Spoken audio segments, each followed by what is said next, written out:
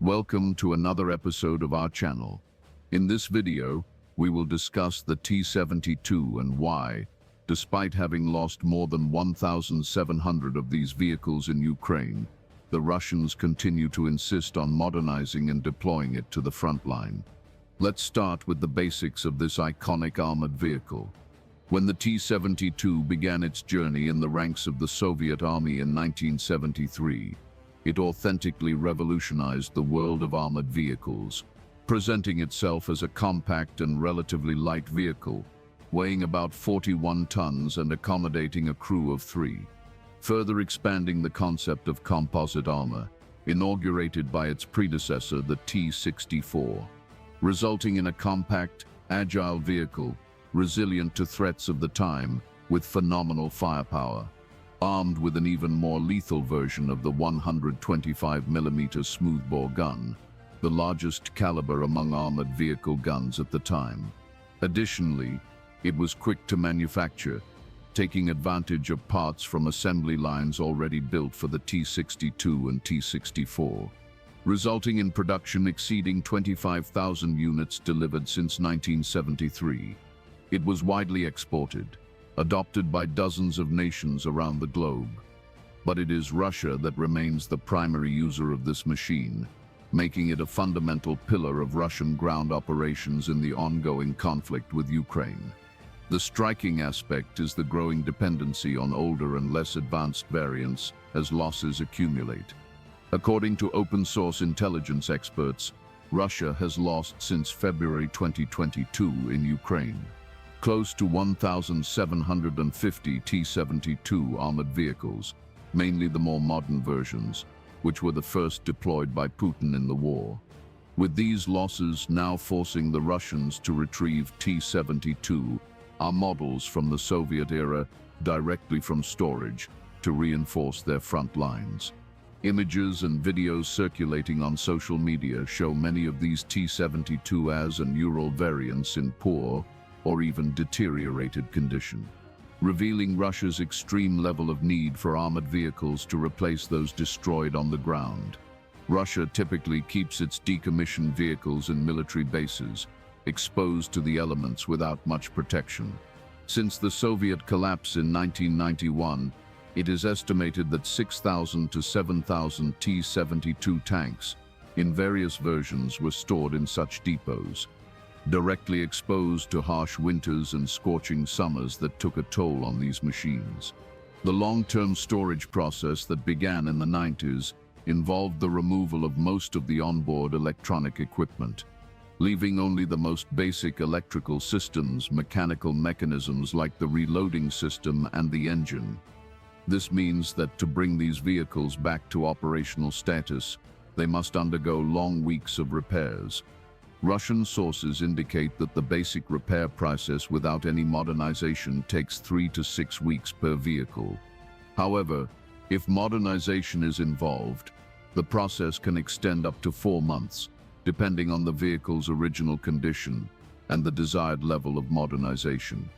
Anyway, it is much quicker than producing a new armored vehicle from scratch. Transitioning to the current effort, Russia is striving to inject more of these T-72 cells into combat. Compared to the T-54-55 and T-62-64, the T-72 represents a substantial leap in operational capability. And even those examples that have been stationary for years without care can have a very solid base, ready to be revitalized and transformed into a functional tank again, requiring only a fraction of the time, money, and effort compared to producing a brand new armored vehicle. In practice, we are seeing a constant flow of refurbished T-72 entering action at a much higher rate than newer T-90s. It is not about reactivating production lines to manufacture new ones from scratch, an exceptionally expensive and slow process. Russia's focus is on rapid repairs and adaptations to bring them back to the front as soon as possible. However, this strategy faces a critical obstacle. Ukraine is eliminating these tanks at a rate that exceeds Russia's replacement capacity. It is an uneven race, as Moscow struggles to keep up with the losses. As noted by analysts, Ukrainians don't need to annihilate the entire enemy stock to neutralize the T-72 threats. They need only maintain a destruction rate higher than the rate of revitalized vehicle deliveries. And so far, it seems, that's exactly what's happening, putting constant pressure on Russian reserves and armored vehicle factories. This leads us to reflect on the central role the T-72 plays in this scenario. In fact, what is already being observed is a considerable reduction in the number of Russian armored vehicles on the front line. In the early days of the invasion, Russia launched long columns against Ukrainian defenses, using these vehicles as spearheads to break lines. Now, after thousands of losses, those long columns are a thing of the past, with Russia preferring to disperse these armored vehicles into much smaller units, operating more as support rather than spearheads, preferably from the rear, keeping as far as possible from the reach of Ukrainian missiles and drones. But despite everything, the T-72 has performed equivalently or even superior in some aspects compared to its Western counterparts.